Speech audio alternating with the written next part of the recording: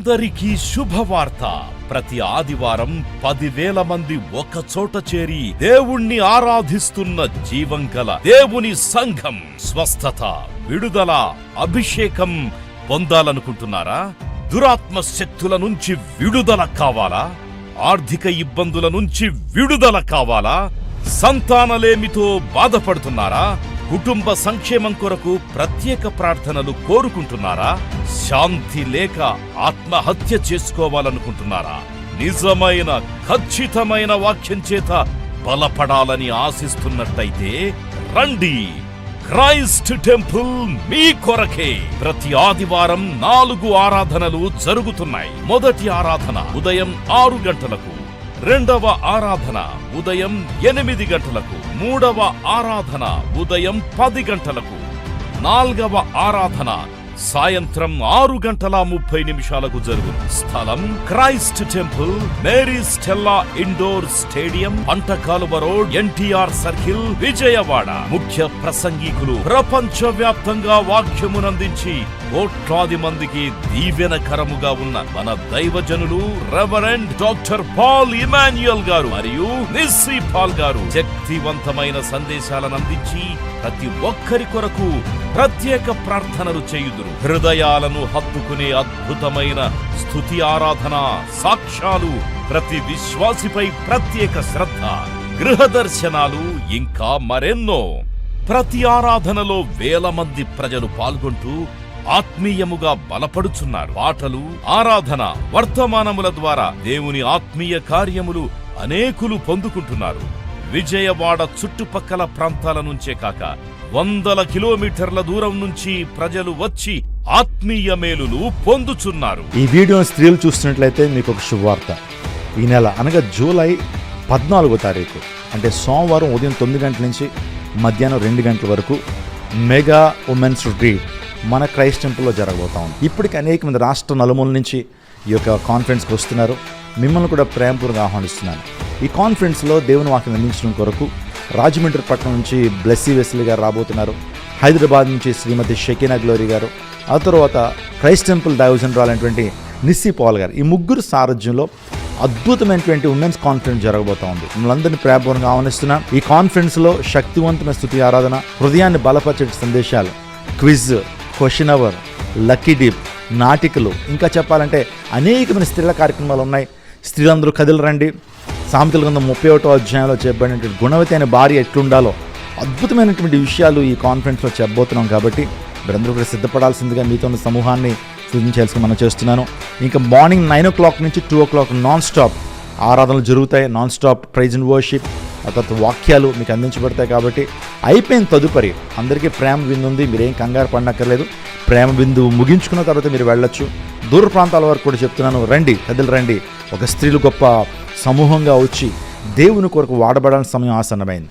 కాబట్టి ఈ సంఘాన్ని మీరు నోట్ చేసుకుని మరిన్ని వివరాలకి ఇప్పుడే మాకు కాల్ చేయండి. 8886000999, 88258839కి మీరు కాల్ చేయొచ్చు. అడ్రస్ మరొకసారి చెప్తున్నాను, Mary Stella indoor stadium, Christ temple, Pantakaluva road, Vijayawada.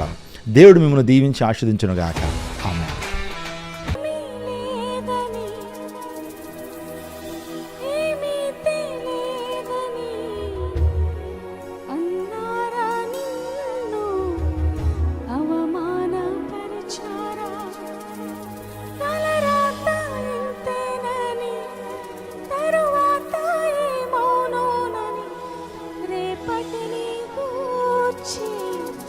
చింతించుచున్నావా?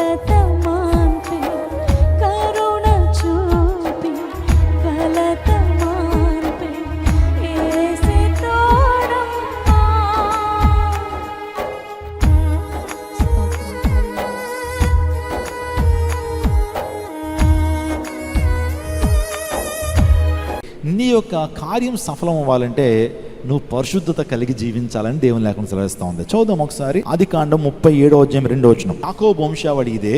యాకోబు వంశావళి ఇది. యోసేపు 17 ఏండ్ల వాడై, యోసేపు 17 ఏండ్ల వాడై తన సహోదరులతో కూడా మందను మేపుచుండెను. అతడు చిన్నవాడై తన తండ్రి భార్యలైన బిల్హా కుమారుల యొద్దను జిల్పా కుమారుల యొద్దను ఉండెను. అప్పుడు యోసేపు వారి చెడుతనం గురించి సమాచారం విని తండ్రి యొద్దకు తెచ్చుచుండువాడు. తండ్రి యొద్దకు అంటే అన్నలు చేస్తున్న తప్పులన్నీ కూడా తండ్రికి కంప్లైంట్ చేస్తుండేవాడు. ఎవరో? యోసేపు. ఎలా ఉంటుందండి? అన్నల కంప్లైంట్లు, తమ్ముళ్ళ కంప్లైంట్లు. ఎవరన్నా మీ పిల్లోడు మీకు వచ్చేస్తున్నాడంటే మిగతా వాళ్ళు ఆ తమ్ముడి మీద చెప్తున్న వ్యక్తి మీద ఏం పెట్టుకుంటారో? కోపం మా చిన్నప్పుడు మా అక్క అంటే మాకు చాలా కోపం అండి. ఎందుకంటే మేము స్కూల్ మానేసి క్రికెట్కి వెళ్ళిపోతుండేవాళ్ళం. ఆ తర్వాత ఆదివారం సర్వీస్ అయిపోగానే మధ్యాహ్నం క్రికెట్కి వెళ్ళిపోతూ ఉండేవారు. మా అక్క మా నాన్నగారికి బాగా ఎక్కేసేసిదండి. నాన్నగారు 2 తమ్ముళ్ళు అండి, మీకు చెప్పకుండా వెళ్ళిపోయారండి. ఆ తర్వాత రాత్రి మీటింగ్ ఉందని కూడా చూడకుండా బ్యాట్లు పట్టుకుని అనేక మందిని ఏం చేసి యాడ్ చేసుకుని వెళ్ళిపోయారండి. క్రికెట్లో వాళ్ళు క్రికెట్ ఆడేస్తున్నారండి అని చెప్పి మా నాన్నగారు కూల్గా ఉన్నా సరే మా అక్క మాత్రం బాగా కోపంతో మమ్మల్ని కోపం రప్పించేసింది అనమాట. వాళ్ళని కొట్టకపోతే నేను ఊరుకోనండి. ఎందుకంటే వాళ్ళు అస్సలు మాట వింటలేదు, వాళ్ళు పాటలు పాడట్లేదు, వాకింగ్ చదవట్లేదు మా మీద కంప్లైంట్ చేసేది. మా అక్క అంటే మా చిన్నప్పుడు ఎంత కోపం అంటే, నువ్వు అన్ని పితురులు చెప్తున్నావు, అన్ని కంప్లైంట్లు చేసి మమ్మల్ని కొట్టిస్తున్నావు అని మా అక్కని ఎలాగైనా సరే మేము ఇరికిద్దామని ప్రయత్నం చేసేవాడు. యోసేపు కూడా అలాంటి వాడే. యోసేపు తన అన్నల యొక్క చెడుతనం అంతా కూడా ఎవరికి చెప్తున్నాడు? తండ్రికి చెప్తున్నాడు, యాకోబుకి చెప్తుంటే వాళ్ళని యాకోబు చేస్తే మందలిస్తుంటే అందరూ కూడా యోసేపు మీద ఏం చూపారు? విషపు చూపు నిలిపారు.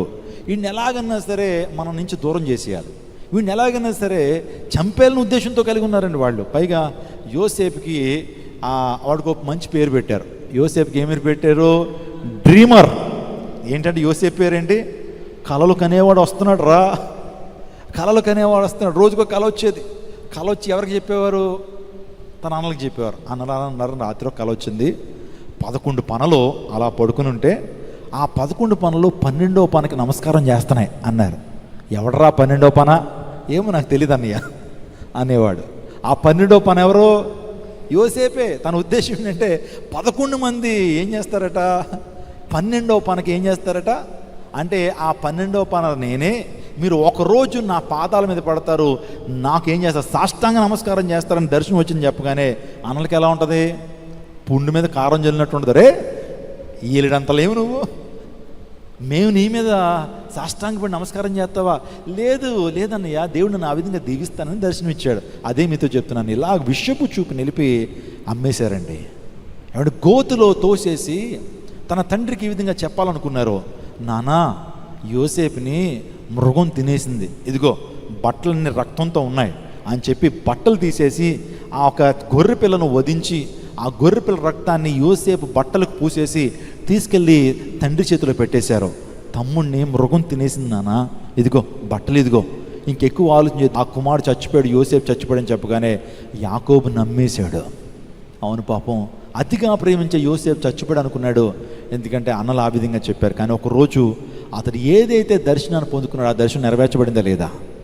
ఐగుప్తు దేశంలో గొప్ప ప్రధానమంత్రి స్థానంలో ఉన్నప్పుడు, ఐగుప్తులో గొప్ప అడ్మినిస్ట్రేటివ్ ఆఫీసర్గా మారినప్పుడు అతడు ప్రవేశపెట్టినటువంటి ఆ యొక్క స్కీమ్స్ ఏదైతే ఉన్నాయో, అతడు ప్రవేశపెట్టినటువంటి ఆ యొక్క పద్ధతులు ఏదో ఉన్నాయో, ఆ పద్ధతులు ఏమైనా ఉన్నాయో, ఐగుప్తు దేశంలో సమృద్ధి ఉంది, మొత్తం ఆ ప్రాంతాలన్నీ కూడా భయంకరమైన కరువు ఉంటే ఈ యొక్క యోసేపు మాత్రం ఎప్పుడైతే పంటలు బాగా పండుతున్నప్పుడు దాన్ని వేస్ట్ చేయకుండా గోడౌన్స్కి పంపించి, ఫుడ్ గోడౌన్స్కి పంపించి, సో అక్కడ ఎప్పుడైతే ధాన్యాన్ని గోధుమలు అన్నీ కూడా స్టోర్ చేశాడో, కరువు వచ్చినప్పుడు వాటిని తీసుకొచ్చి అందరికి ఇస్తూ ఉన్నప్పుడు ఎంత మంచి అడ్మినిస్ట్రేషన్ అని అందరూ పోగొడుతున్న టైంలో ఇశ్రాయేల్ దేశం నుంచి కూడా యాకోబు ఏం చేశాడంటే, ఎవరో గొప్ప రాజు అంటారా, చాలా అద్భుతమైన అడ్మినిస్ట్రేటర్ అంటారా, ఆ నోట ఈ నోట యోసేపు అనే పేరు వినపడుతుంది అంటే, వాస్తవానికి ఐగుప్తు దేశంలో యోసేపు పేరు మారిపోయింది. యోసేపు పేరు ఏమైంది? మారిపోయిన తర్వాత యోసేపు వాస్తవానికి తండ్రి చెప్తున్నాడు, ఒక గొప్ప హీరో బయలుదేరాడంటరా, చాలా అద్భుతమైన అడ్మినిస్ట్రేటర్ అట, దేశానికే దీవెనకరంగా ఏ కన్న తండ్రి కన్నాడో, ఏ కన్న తల్లి కన్నా అంత మంచివాడిని, వెళ్ళండి మీరు ధాన్యం తీసుకురావడానికి ఫ్రీగా ఇస్తున్నాడట, అందుని బట్టి మీరు బ్యాగ్స్ తీసుకెళ్ళండి, సో ఆయన అడిగితే కొంత ఏమిస్తారు, మీకు ధాన్యం ఇస్తారు, గోధుమలు ఇస్తారని చెప్పగానే బయలుదేరండి. అన్నలందరూ బయలుదేరి వచ్చారు. రాజ్యం దగ్గరికి వచ్చేటప్పటికి వాస్తవానికి యోసేపు గుర్తుపట్టాడు ఆ అన్నలన్నాయి ఏంటండి. కానీ అన్నలు మాత్రం ఎవరిని గుర్తుపట్టలేకపోయారు. యోసేపు ఎందుకంటే రాజవస్త్రాల్లో ఉన్నాడు, ఫరో స్థానంలో ఉన్నాడు. యోసేపు తన తమ్ముడని వారు గమనించలేక, సో అయ్యగారు మీకు నమస్కారం అని చెప్పి రాగానే అయ్యగారు ముందు అందరూ ఏం చేశారు, సాష్టాంగ పడిపోయి మీ దయ మాపై ఉండాలండి, మేము ఇజ్రాయెల్ దేశం నుంచి వచ్చామండి, కరువులో ఉన్నామండి, మీరు ఏదన్నా ధాన్యం కానీ మాకు ఆహార పదార్థాలు ఇస్తే తీసుకెళ్తామంటే యోసేపు వీళ్ళని ఆట పట్టించాలని, వీరికి సత్యం వారికి బోధపరచాలనే ఉద్దేశంతో ఇచ్చేసాడండి. అందరికీ కూడా నిజంగా ఆహారాన్ని ఇచ్చేసిన తర్వాత దాంట్లో ఏం చేశాడంటే ఆహారాన్ని కూల్చేటువంటి వెండి పాత్ర ఉంటుంది చూసారా, దానిలో వేసి పంపించామన్నాడు. ఏమండి, ఆహారాన్ని కూల్చేటువంటి ఆ పాత్ర ఏదైతే ఉందో ఒకటి బస్తాలో దాన్ని పెట్టి పంపించండి అన్నాడు. ఆ తర్వాత వీళ్ళందరూ బయలుదేరిపోయారు. నమస్కారం అండి, చాలా వందనాలండి, మీ మేలు మేము మర్చిపోలేమని చెప్పి ఎన్నిసార్లు థ్యాంక్స్ చెప్తున్నారు. ఫోన్లో చూశాడు, కాస్త దూరం వెళ్ళిపోయారు, ఊరి పొలిమేరలు దాటేశారు. ఇజ్రాయెల్ దేశం సమీపంలో ఉన్నప్పుడు సైనికులు పంపించాడు. ఎవరు? యోసేపు. వాళ్ళు వేరే పరాదేశం నుంచి వచ్చారు, ఫోన్లే పాపం కదా అని చెప్పి ఆహార పదార్థాలు ఇస్తే కొలిచినటువంటి దాన్ని దొంగిలించి తీసుకెళ్ళిపోతారని చెప్పి పట్టురండి. మళ్ళీ అంత ఘోరం చేస్తారా మీరు? మిమ్మల్ని కనికరించి చక్కగా వేరే దేశం నుంచి వచ్చారు, వేరే ప్రాంతం నుంచి వచ్చారని మీకు చక్కగా ప్రేమించి ఈ ధాన్యం ఈ గోధుమలు మీకు ఇస్తే మీరు మా దగ్గర నా వెండి పాత్రను పట్టుకెళ్ళిపోతారా, దొంగిలిస్తారా, దుర్మార్గులారా అని చెప్పి మళ్ళీ అందరినీ తీసుకొచ్చి వాళ్ళందరికీ కూడా ఏమంటే మామూలుగా ఇదంతా కూడా వారి మీద ప్రేమతో చేశాడు. అన్నలు మళ్ళా చూడాలి. ఆ తర్వాత తమ్ముడిని తీసుకురమ్మని చెప్పాడు. అందరినీ భోజనశాలలోకి తీసుకెళ్ళాడు. అందరికీ పొజిషన్స్ చెప్తున్నాడు. ఏంటంటే నువ్వు అక్కడ కూర్చో, నువ్వు ఇక్కడ కూర్చో అని యోసేపే పొజిషన్స్ చెప్పాడు. ఎన్ని చైర్లు వేయించాడు తెలుసండి? 12 చైర్లు వేయించి మొదటి వాడిని ఫస్ట్ చైర్ మీద కూర్చోబెట్టాడు, రెండో వాడిని రెండో చైర్లో కూర్చోబెట్టాడు, మూడో వాడిని మూడో కుర్చీలో కూర్చోబెట్టాడు. వాళ్ళకి ఏం అర్థం కావట్లేదు, మన ఆర్డర్ ఈయనకల్లా తెలుస్తుందిరా, అన్నదమ్ముల ఆర్డర్ కరెక్ట్గా ఆర్డర్లో కూర్చోబెడుతున్నాడు అని అనుకుంటున్నారు వాళ్ళు. ఇంకా చివరిగా 11వ స్థానంలో యోసేపు వెళ్ళి కూర్చున్నాడు. యోసేపు వెళ్ళి కూర్చుంటే వాళ్ళకి అప్పటికి మట్టి బుర్రలకు అర్థం కావట్లేదు, మా తమ్ముడే ఈ గొప్ప అధికారి, మా తమ్ముడే గొప్ప రాజు అని అనుకోవట్లేదు.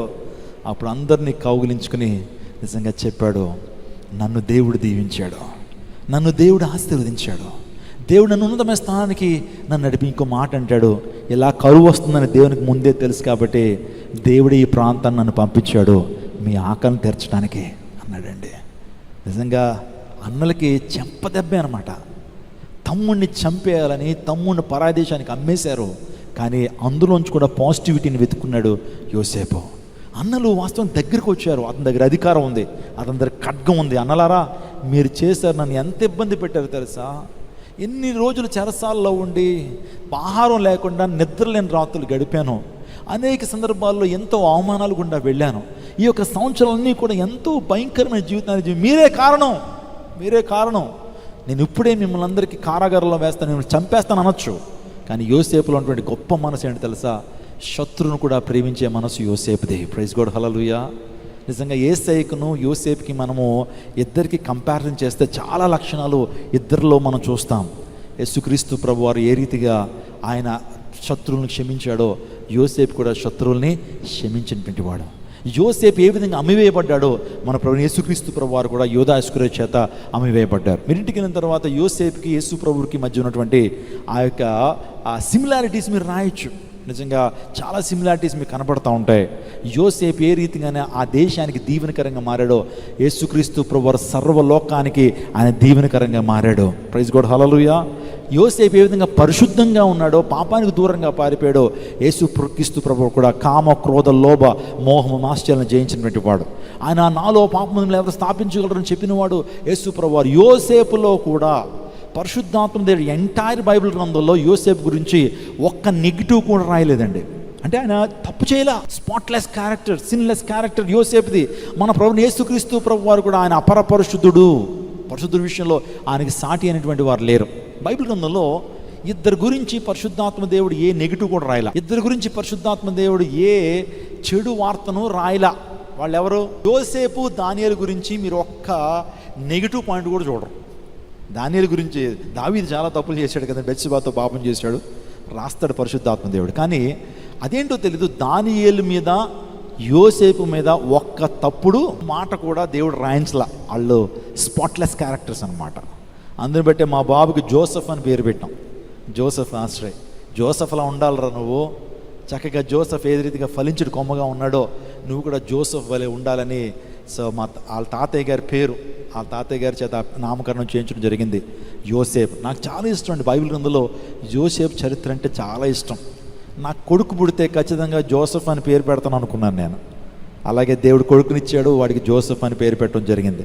ఎందుకు మాట చెప్పానంటే, నా ప్రీతవచనాగమా, యోసేపు దేవుని వాక్య ప్రకారం జీవించి అన్ని దేశాలు ఉన్నప్పటికీ కూడా వాస్తవానికి తన మీద ఏ విధమైన నిఘా ఉండదు. చాలామంది ఈ రోజున హాస్టల్స్ అని వేరే ప్రాంతాలకు వెళ్తూ ఉంటారు, తల్లిదండ్రులకు దూరంగా ఉంటారు, బంధువులకు దూరంగా ఉంటారు. ఎవరు నిన్ను గమనించిన పరిస్థితులను నువ్వు ఎలా జీవిస్తున్నావు? అందరూ చూస్తున్నప్పుడైతే మంచిగానే ఉంటాం, కానీ ఎవరు మనం చూడట్లేదు, గమనించట్లేదంటే మనం కొంత దారి తప్పుతుంటాం. యోసేపు పరాయి దేశానికి వెళ్ళాడు. పరాయి దేశంలో కొన్ని పాపాలు కూడా గ్రాంటెడ్ అనమాట. అలా పాపం చేయడం ద్వారా ఏం తప్పులు కూడా, కొన్ని దేశాల్లో కొన్ని పాపాలు తప్పేం కాదు. కొంతమంది చూడండి, అన్యులకి తాగటం పెద్ద తప్పే అనిపించదు వాళ్ళకి, ఇది క్యాజువల్గా జరిగేదే కదండి. లేకపోతే కొన్ని పాపాలు వారికి పాపాలుగా ఎంచబడవు, కానీ దేవుని వాక్యం వెలుగులోకే వచ్చినప్పుడే అవి మన పాపాలుగా మనం గమనించగలుగుతాం. కాబట్టి నేను what I'm trying to say my dear church in this special night, నువ్వు సఫలీకృతుడు అవ్వాలంటే, సాఫల్యతను సంపాదించాలంటే పరిశుద్ధమైనటువంటి జీవితాన్ని జీవించాలి. యోసేపు చెడుతనాన్ని అసహించుకున్నాడు. యోసేపు పాపము నుండి పారిపోయిను. ప్రైజ్ గాడ్ చెప్పండి. చదువుతారు ఒకసారి ఆదికాండం 39:12 చదవండి. ఆదికాండం 39:12. అప్పుడు ఆమె అతని వస్త్రం పట్టుకుని తనతో శయనింపుమని చెప్పగా అతడు తన వస్త్రమును ఆమె చేతిలో విడిచిపెట్టి బయటికి పారిపోయాను. చూడండి, పాపానికి దూరంగా పారిపోయినటువంటి వాడెవరు? యోసేపు. అవకాశం వచ్చింది పాపం చేయడానికి, అయినా సరే పాపం చేయకుండా వస్త్రానన్నా విడిచిపెట్టాడేమో, కానీ తన క్యారెక్టర్ని, తన సౌశీల్యాన్ని, తన శీలాన్ని విడిచిపెట్టలేదు. అందరూ బట్టే యోసేపు బహుగా దీవించబడ్డాడు. యోసేపు సఫలీకృతుడు అయ్యాడు తన జీవితంలో. నా ప్రియదవుచున్నాగమా, మన జీవితంలో పాపానికి దూరంగా పారిపోవాలి.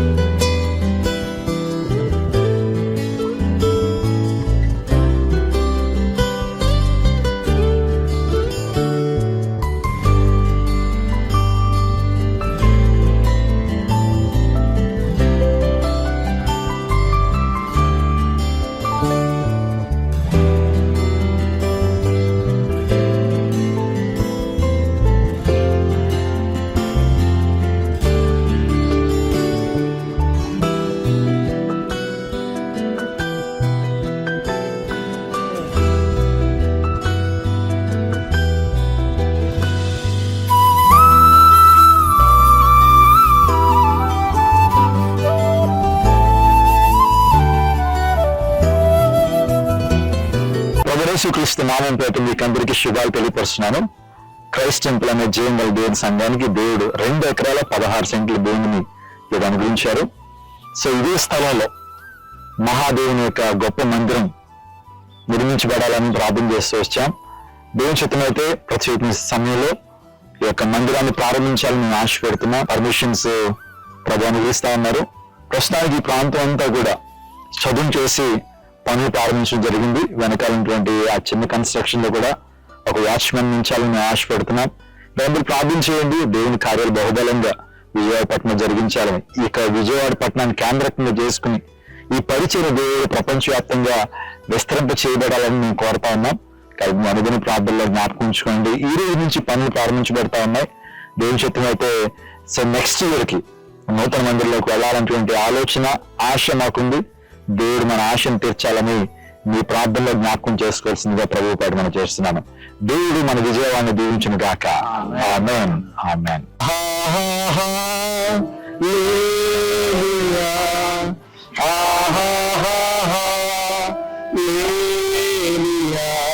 ఇక మధ్యాహ్న కాల సంఘంలో ప్రభు మనందరినీ ఏక కుటుంబీకులుగా, క్రైస్ట్ టెంపుల్ సంఘ విశ్వాసులుగా ఈ ప్రాంతాన్ని నడిపించారు. ఒక నిర్మాణాన్ని జరిగించాలని పర్మిషన్స్ కోసం ఆల్రెడీ అప్లై చేస్తాం తండ్రి. వాటిని మీరు ఇస్తున్నారు, మీకు స్తోత్రాలు. మీ చిత్తమైతే ప్రభు ఈ రోజు ఈ యొక్క ప్రాంతం అంతా కూడా మేము చదువు చేస్తున్నాం. ఈ ప్రాంతంలో ప్రార్థన చేస్తున్నాను. అధికారులతో మీరు మాట్లాడండి, ప్రజా పరిపాలకులతో మీరు మాట్లాడండి. ఈ ప్రాంతం అంతా మీ మహిమతో నింపండి. మీ స్తోత్రాలు తెలియపరుస్తూ మీకే మహిమ తెలుస్తూ యేసు శక్తి కలిగిన నామములో వేడుకుంటున్నాం తండ్రి. సకల ఆశీర్వాదాలకు కారణభూతుడైన శ్రేష్టమైన నామానికి వేలాది వందనాలు, స్తుతులు, స్తోత్రాలు చెల్లిస్తున్నాను ప్రభా. ఒక సొంత స్థలంలో మందిరం ఉండాలన్న ఆశ మేము కలిగి ఉండగా మీరు ఇచ్చిన ఈ అద్భుతమైన సమయమును బట్టి, స్థలమును బట్టి మీకు స్తోత్రాలు ప్రభా. అయ్యా, ఇది మా అందరికీ సమృద్ధిగా ప్రభనైనా నీ మందిరం కట్టబడి నిన్ను స్వేచ్ఛగా ప్రభ మేము ఆరాధించుటకు కృప చూపించండి. స్తుతించి ప్రార్థించడి వేడుకుంటున్నాము తండ్రి. దేవుని నామానికి మహిమ కలుగును గాక. ఇప్పటివరకు ఈ ప్రాంతంలో ప్రార్థన చేశాం. దేవుని యొక్క మహిమ ఈ ప్రాంతానికి దిగి వచ్చిందని నేను నమ్ముతున్నాను. అతి త్వరలో ఈ ప్రాంతంలో చర్చ్ మాత్రమే కాదు, ఒక ఆర్ఫనైజ్, ఒక శ్రేష్ఠ ఫౌండేషన్ బిల్డింగ్, ఆ తర్వాత ఒక వంటశాల, ఒక డైనింగ్ హాల్, ఇంకా అనేకమైనటువంటి ప్లాన్స్ ఉన్నాయి. కాబట్టి మీ అందరూ ప్రార్థన చేయండి. మీ అనుదిన ప్రార్థనలో దయచేసి ఈ క్రైస్ట్ టెంపుల్ దాని నిర్మాణం జ్ఞాపకం చేసుకోవాల్సిందిగా ప్రభుత్వం చేస్తున్నాను. ఒకవేళ మీరు ప్రేరేపించినట్లయితే ఈ మందిర నిర్మాణం కొరకు మీ యొక్క విరాళాన్ని ఇవ్వదలిచినటువంటి వారు కింద మెంబర్కి మీరు కాల్ చేయొచ్చు. మా సిబ్బంది మీతో మాట్లాడతారు. లేకపోతే మీరు ఈ ప్రాంతానికి వచ్చి ఈ ప్రాంతాన్ని చూచి మీ యొక్క ప్రత్యేకమైన ఆఫరింగ్ ని, మీ యొక్క ప్రత్యేకమైన విరాళాన్ని మందిర నిర్మాణం కొరకు మీరు ఇవ్వచ్చు. దయచేసి ఈ విషయాన్ని మీ యొక్క అనుదిన ప్రార్థనలో జ్ఞాపకం చేసుకోవాల్సిందిగా ప్రభువు ప్రకటన చేస్తున్నాను. దేవుడు మన విజయవాడ పట్టణాన్ని దీవించును గాక. దేవుడు మన భారతదేశాన్ని దీవించును గాక. ఆమేన్.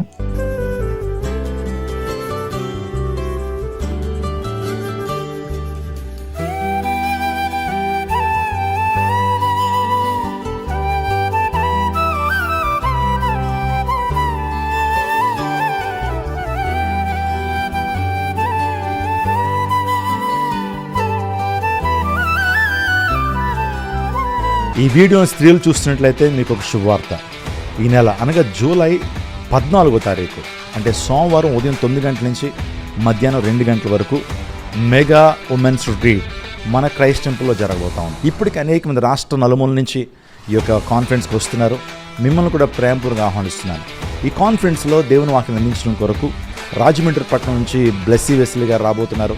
హైదరాబాద్ నుంచి శ్రీమతి షకీనా గ్లోరీ గారు, ఆ తర్వాత క్రైస్ట్ టెంపుల్ డైవిజనరాల్ అయినటువంటి నిస్సీ పాల్ గారు, ఈ ముగ్గురు సారథ్యంలో అద్భుతమైనటువంటి ఉమెన్స్ కాన్ఫరెన్స్ జరగబోతా ఉంది. మిమ్మల్ని అందరినీ ప్రేమపూర్వకంగా ఆహ్వానిస్తున్నాం. ఈ కాన్ఫరెన్స్లో శక్తివంతమైన స్తుతి ఆరాధన, హృదయాన్ని బలపరిచే సందేశాలు, quiz, question hour, lucky dip, నాటికలు, ఇంకా చెప్పాలంటే అనేకమైన స్త్రీల కార్యక్రమాలు ఉన్నాయి. స్త్రీలందరూ కదిలి రండి. సామెతల గ్రంథం 31వ అధ్యాయంలో చెప్పబడినటువంటి గుణవతి అనే భార్య ఎట్లుండాలో అద్భుతమైనటువంటి విషయాలు ఈ కాన్ఫరెన్స్లో చెప్పబోతున్నాం. కాబట్టి మీరందరూ కూడా సిద్ధపడాల్సిందిగా మీతో ఉన్న సమూహాన్ని సూచించాల్సి మనం చేస్తున్నాను. ఇంకా మార్నింగ్ 9 o'clock నుంచి 2 o'clock నాన్ స్టాప్ ఆరాధనలు జరుగుతాయి. Non stop praise and worship, ఆ తర్వాత వాక్యాలు మీకు అందించబడతాయి. కాబట్టి అయిపోయిన తదుపరి అందరికీ ప్రేమ బిందు ఉంది. మీరేం కంగారు పడనక్కర్లేదు. ప్రేమ బిందు ముగించుకున్న తర్వాత మీరు వెళ్ళొచ్చు. దూర ప్రాంతాల వరకు కూడా చెప్తున్నాను, రండి, కదిలి రండి. ఒక స్త్రీలు గొప్ప సమూహంగా వచ్చి దేవుని కొరకు వాడబడాల్సిన సమయం ఆసన్నమైంది. కాబట్టి ఈ సంఘాన్ని మీరు నోట్ చేసుకుని మరిన్ని వివరాలకి ఇప్పుడే మాకు కాల్ చేయండి. 88600999 88258839కి మీరు కాల్ చేయొచ్చు. అడ్రస్ మరొకసారి చెప్తున్నాను, Mary Stella indoor stadium, Christ temple, Pantakala road, Vijayawada. దేవుడు మిమ్మల్ని దీవించి ఆశీర్వదించును గాక.